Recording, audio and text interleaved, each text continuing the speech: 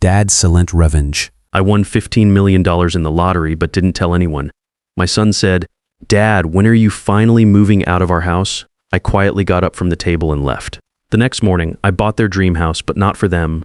Good evening, folks. My name is Howard Eugene Daniels, and I'm 67 years old. I want to tell you about the night my son asked me when I was planning to leave his home and how $15 million changed everything that came after. Let me start from the beginning because you need to understand how I got to that dinner table in the first place. 2 years ago, my wife Martha passed away from a heart attack while watering her tomatoes in our backyard in Tucson. We'd been married 46 years. I'm a retired Air Force staff sergeant and aircraft mechanic, and Martha was a nurse. We had a good life together in our little house with the yellow kitchen and the workshop in the garage where I fixed neighbors' lawnmowers for beer money. After Martha's funeral, my son Norman stood in that yellow kitchen and said, "Dad, you can't stay here alone. Come live with us in Phoenix." I looked around at the walls Martha had painted, at the garden we'd planted together, at our wedding photo on the refrigerator, and I said yes. Maybe I should have asked more questions. Norman's house in Phoenix was nice enough. 4 bedrooms, pool in the back, 3-car garage in a quiet suburb. His wife Janet had decorated it in what she called contemporary style. Everything was white and gray with expensive furniture that looked like nobody was supposed to actually sit on it. It was clean, it was also not mine. They gave me the guest room at the end of the hallway, small window that looked out at the neighbor's fence. I was told not to move anything around or hang any of my Air Force photos on the walls. Janet said it would mess up the aesthetic flow of the house. Those first months, I tried to make myself useful. I fixed the garbage disposal when it broke. I helped 13-year-old Stanley with his math homework. I drove 10-year-old Gloria to her violin lessons when Janet was busy. I kept my military habits, made my bed tight enough to bounce a quarter off, kept my space clean, didn't leave my coffee cup in the sink. But here's the thing about living in someone else's house when you're not really wanted there. You start feeling like you're taking up space that belongs to someone else. It creeps up on you slow, like rust on a car bumper. There was the time Janet had her book club over and introduced me to her friends as Norman's father, who's staying with us temporarily. Temporarily, like I was some kind of house guest who'd forgotten to pack his bags. There was the Sunday morning I came downstairs at 8 a.m. to find a note on the kitchen counter. "Gone to brunch with the Hendersons, back by 2. There's cereal in the pantry. They'd taken the kids and just left. Didn't even think to ask if I wanted to come along." But the worst was the conversation I overheard in October of that second year. Janet's voice carried down the hallway from their bedroom. "He eats our food, uses our utilities, drives up our electric bill with that space heater, and contributes what exactly? Your father's Social Security and pension should be helping with expenses." I stood in that hallway listening to my daughter-in-law discuss my cost-benefit ratio like I was a business expense. Then I walked back to my room and closed the door real quiet.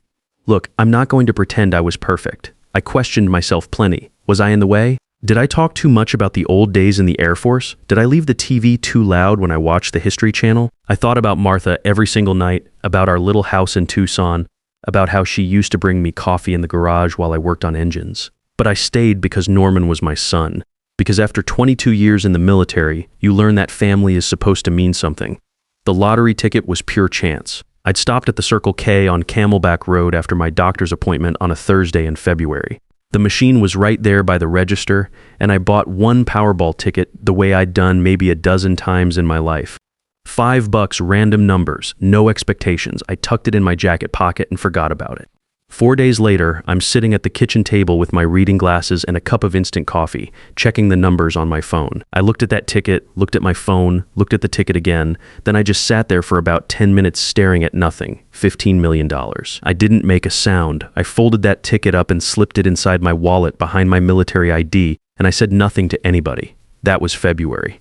The dinner happened in March. It was a Tuesday night. Nothing special about it. Janet had made pork chops and mashed potatoes. Stanley was on his phone like always.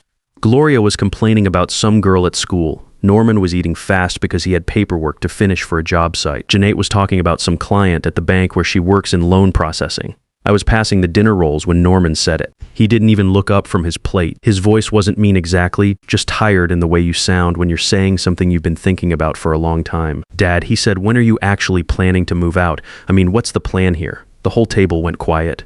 Janet looked down at her plate. Stanley put his phone down. Gloria stopped mid-sentence about her school drama. I looked at my son. He was 44 years old, getting gray at the temples like I did at his age. He was looking at me like I was a problem he couldn't figure out how to solve. I set down the basket of rolls. I folded my napkin. I pushed back my chair and stood up. "Excuse me," I said, and I walked away from that table. I didn't go to my room. I went outside to the backyard and sat in one of those patio chairs by the covered pool. The Phoenix evening sky was that orange-gray color it gets in winter, and I just breathed for a while. I'm not a man who gets emotional easily. 22 years in the Air Force teaches you to keep your feelings in check, but sitting out there in the cold, I let myself really think about the past 2 years. The staying with us temporarily, the missed brunches, the conversation about my utility costs, and now Norman's voice, flat and tired, asking me what my plan was. I thought about where I'd go. That was the practical question. My house in Tucson had been sold 8 months after I moved to Phoenix. Norman had been the one to suggest it. "Dad, you're not going back there alone. Keeping it empty is just throwing money away." He'd been right, technically. But I'd sat in my truck in that Circle K parking lot and cried for 20 minutes after I signed the papers. The sale had left me with about $240,000 plus my Social Security and Air Force pension. Enough to live on, not enough to buy anything decent in Phoenix. Or so I'd thought. Sitting in that backyard, I ran the numbers with a different variable, $15 million. After federal taxes on the lump sum, I'd looked it up on my phone the week before. I'd walk away with about $9 million, $9 million. The number was so big it didn't feel real. I sat outside for over an hour. When I came back in, the dishes were cleaned up and everyone had gone to their rooms. Nobody knocked on my door that night. No "Dad, are you okay?" No apology, just silence. I lay awake until 3 a.m. doing the most important planning of my life. The fear hit me first, I'll be honest. I was scared of being alone at 67, scared of making mistakes with money I'd never dreamed of having, scared of what it would mean to go against my own son. But then I remembered something my old crew chief used to say when I was a young airman working on F-16s. Daniels, he'd say, being scared is useful for about 5 minutes. After that, it's just an excuse to quit. I thought about what I'd actually seen the past 2 years. Not what I'd told myself, not the excuses I'd made for them, but the actual evidence. Janet talking about my cost-benefit ratio. Norman asking when I was leaving without a hint of regret in his voice. The way both of them watched me get up from that dinner table and said nothing. I reached for the notepad I kept on the nightstand and started writing. Not thoughts or feelings, but a mission plan. Step 1, don't tell anyone in this house about the lottery. Not one word. Step 2, claim the prize through a lawyer before anyone knows. Step 3, get financially independent without Norman's knowledge. Step 4, find my own place. I looked at that list for a while. It looked like something a colder man than me would write. Then I thought about those dinner rolls, how I'd been passing them when my son asked when I was leaving. I circled step 4. I'd spent 46 years building a home with Martha. I'd spent 2 years letting people make me feel like I didn't deserve one. That was over. The next morning, I was up at 6 a.m. like always, military habits, die hard. I showered, put on my good blue shirt and my Air Force tie clip, and came downstairs before anyone else was awake. I made coffee and opened my laptop, a gift from Ruth, my daughter who lives in Oregon and calls me every Sunday like clockwork. I searched for lawyers in Phoenix who specialized in elder law and financial privacy. By the time Janet came clicking down the hallway in her heels at 7:30, I had 3 appointments scheduled. She looked at me like she was surprised I was still there. "Morning," I said. She poured her coffee and left for the bank without another word. The lawyer's name was Patricia Holloway. Her office was in Scottsdale, quiet and professional with good coffee, and no TV blaring in the waiting room. When I was shown in, she stood up, shook my hand with a firm grip, and said, "Mr. Daniels, you mentioned on the phone this was sensitive. What can I do for you?" I told her everything. The lottery ticket, the amount, the family situation, the dinner conversation. I laid it out like a military briefing, facts, timeline, no emotions. Patricia listened without interrupting. When I finished, she was quiet for a moment. "First question," she said. "Have you told anyone, signed anything with the Lottery Commission?" "No, ma'am. Haven't told a soul." "Good. Arizona allows lottery winners to claim through a trust, which keeps your name out of the public records. We'll set that up before you claim. I also need to recommend a financial advisor. I work with 2 who specialize in sudden wealth situations." She said this like helping 67-year-old veterans secretly manage lottery fortunes was just another Tuesday for her. I left her office 2 hours later with a folder of documents and a referral to a financial advisor named Nelson Freeman. For the first time in 2 years, I felt like I'd done something for myself instead of around myself. Over the next 3 weeks, I moved carefully. I met with Nelson, who was patient and smart and never once made me feel stupid for asking basic questions. We set up the trust under the name H.E. Daniel Holdings, my initials and Martha's maiden name. The lottery claim went through quietly, the money routed to an account at a different bank across town. At home, I kept to my normal routine. Same breakfast, same TV shows, same quiet evenings, but I was different inside. When you stop trying to be invisible, things change. Janet noticed first. She had a talent for noticing things that might affect her. She said something to Norman on a Thursday evening, and I heard it from the hallway. Those walls weren't built for privacy. Your father's been going out more. I saw papers in his truck. Legal-looking stuff, a pause. Then Norman, probably just getting his affairs in order. Updating his will or something. My affairs were in order all right. More than they knew. Norman asked me about it the next morning over coffee. Real casual, like he'd just thought of it. Dad, everything okay? Janet mentioned you've had some appointments. I looked at my son over my coffee cup. His face was open, concerned. But underneath the concern, I saw something else, something watchful. Just taking care of some paperwork, I said. You know how it is at my age. Always something to update. He nodded and let it go. But that evening I noticed Janet left her laptop open on the kitchen counter in a way that seemed accidental but wasn't. I also noticed that the folder I kept locked in my room had been moved about half an inch to the left.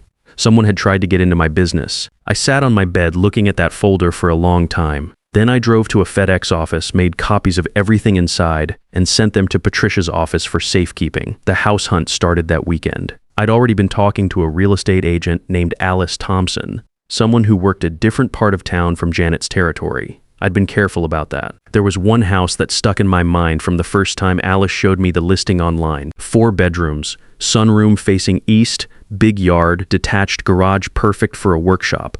The kind of house that looked like it was waiting for someone to come home.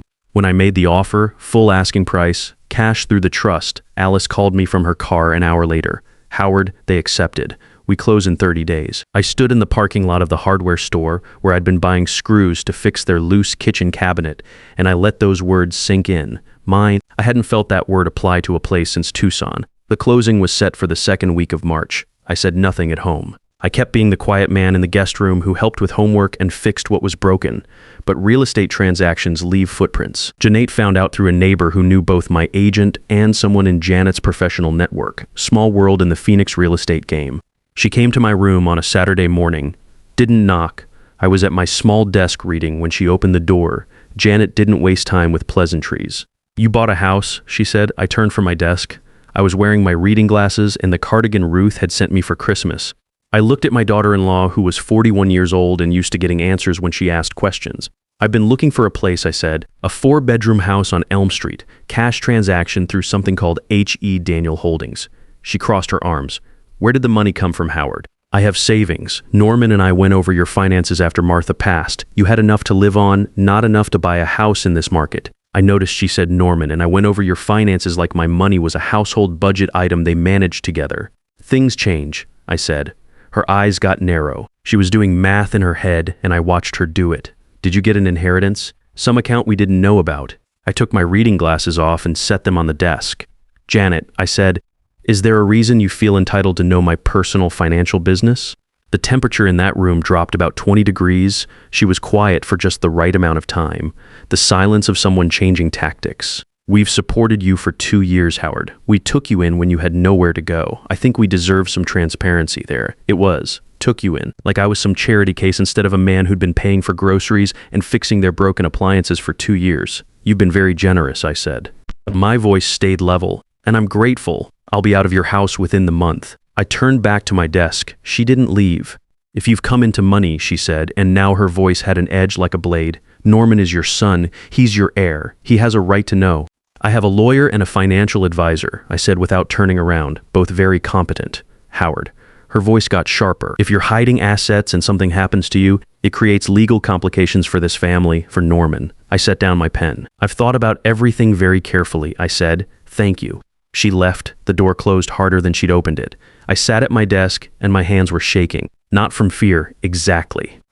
From the effort of staying calm when every part of me wanted to stand up and say all the things I hadn't said for 2 years.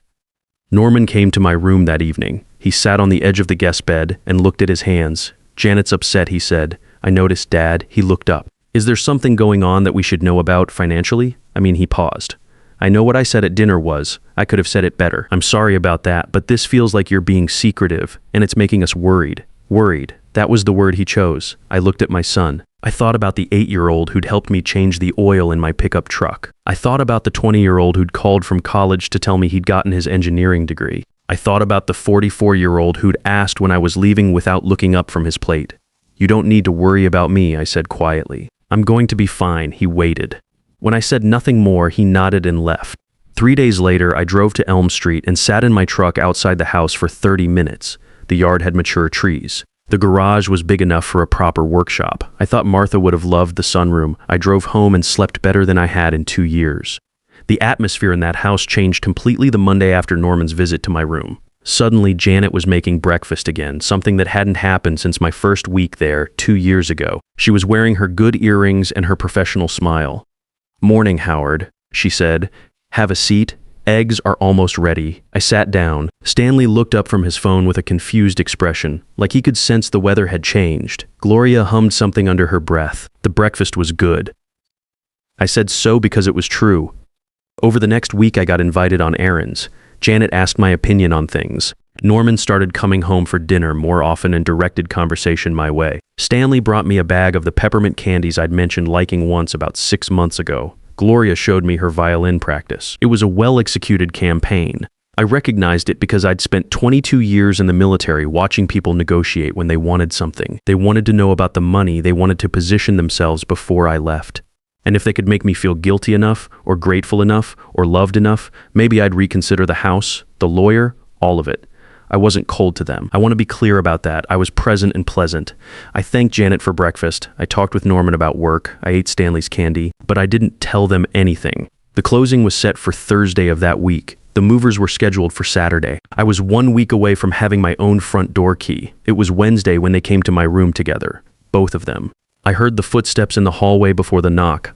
I was packing my Air Force photos when Norman opened the door. Janet stood behind him, which wasn't her usual style. She liked to lead. "Can we come in?" Norman asked. Of course, they sat on the edge of the guest bed side by side. I took the desk chair. Janet spoke first. "Howard, we want to start by saying we're sorry, both of us. The way things have been, especially that dinner conversation, it was wrong." She looked at Norman. "It was," he said. He met my eyes and I could see he meant it, at least partly. "Dad, I don't want you to leave like this. I don't want things to be like this between us." I waited. "We've been thinking," Janet continued, and her voice shifted from warm to careful, "that maybe everything's happened too fast. You found a house, you're packing, but it doesn't have to be this way." She paused. "If you need more space here, we could convert the study. Or if you want your own place, we could help you look as a family. We know the market. We could make sure you end up somewhere safe and appropriate." Safe and appropriate. She wanted control over the transaction. "We just feel," Norman said more quietly, "that handling all this alone with lawyers we've never met, financial advisors, Dad, that's a lot to manage by yourself. We want to help. We're family." I looked at my son, then at Janet. I thought about the folder moved half an inch to the left. I thought about "took you in." I thought about Janet's voice through the bedroom wall talking about my cost-benefit ratio. "I appreciate what you're saying," I said. "Both of you," Janet leaned forward. "Howard, if you've come into money, and I think you have, I think something significant has happened. Please don't make decisions in isolation. Norman is your only son.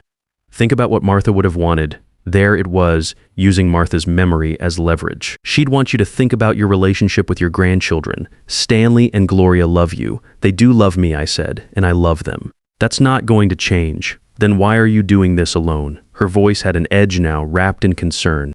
"What has someone told you that made you feel like you need to hide things from us?"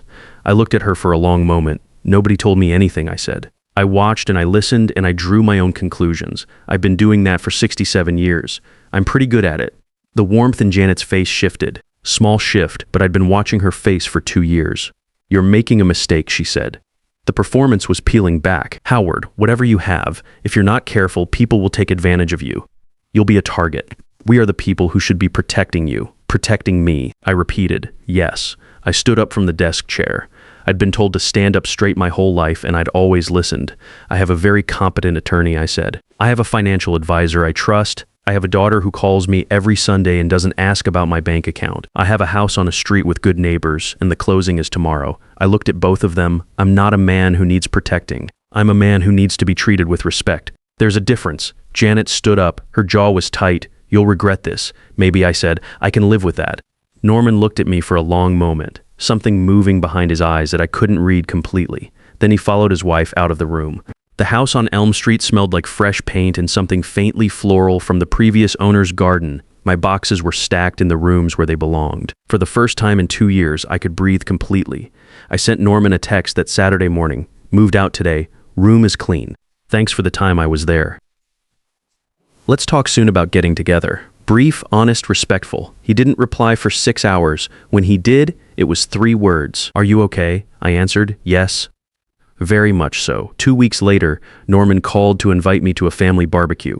Janate's parents would be there, her sister Nancy with her husband, the kids. He presented it as a chance to clear the air. I said yes. I'd been expecting something like this. When I arrived Sunday at 2 p.m., the backyard was set up with tables and Norman was manning the grill. It looked normal. It was designed to look normal. We ate hamburgers and talked about the weather, the kids' spring break plans, Janet's parents' upcoming anniversary. I complimented Norman's grilling and helped Stanley with his baseball glove that had come apart at the seams. Janate let it run for about an hour before she made her move. I want to say something to everyone, she began, addressing the whole gathering like she was making an announcement about Howard. The conversation stopped. Everyone looked at me. Howard has recently made some major financial decisions without consulting his family. We've tried to understand what's happened and he's been secretive about it. She paused. We think he may have received a large inheritance or something similar, and we're concerned he's being taken advantage of by advisors he doesn't really know. The patio went quiet. Janet's parents looked confused. Nancy looked uncomfortable. I reached into my shirt pocket and pulled out a folded piece of paper. Since we're talking about my finances publicly, I said, let me be clear about what happened. I looked around at everyone gathered there. In February, I won $15 million in a lottery. After taxes, that's about $9 million. I let that sink in for a moment. I hired a lawyer and a financial advisor before I told anyone because I wanted to protect myself. I bought a house because I wanted my own place after 2 years of being treated like a temporary guest. I looked directly at Janet. What I can also tell you is that I overheard conversations about being a financial burden. I found evidence someone had gone through my personal papers. Every bit of kindness shown to me in recent weeks started when it became clear I had legal representation. I folded the paper back up. I love my son and my grandchildren, but I won't organize my life around people who saw me as a problem to manage. I stood up. Norman knows where to find me when he's ready to have an honest conversation. I said goodbye to Janet's parents and the kids, got in my truck and drove to my house on Elm Street, where I spent the rest of the afternoon setting up my workshop in the garage. That was 6 months ago. Norman and I meet for coffee every few weeks now. The conversations are careful but getting better. Stanley and Gloria come by on Saturdays to help in the garden and borrow tools for school projects. Janet and Norman separated in August. I don't feel good about that, but I didn't cause it either. At 67 years old, I wake up every morning in a house that's mine. I have $9 million in the bank, good neighbors, and a workshop full of tools that don't belong to anybody but me. Most importantly, I have my dignity back. That's worth more than any lottery ticket ever printed. You don't wait for other people to hand you a life that feels like your own. You build it yourself, or you spend your whole life waiting for permission that never comes. Respect isn't something you inherit or get handed down through family lines. It's something you earn by how you treat yourself and refuse to let others treat you.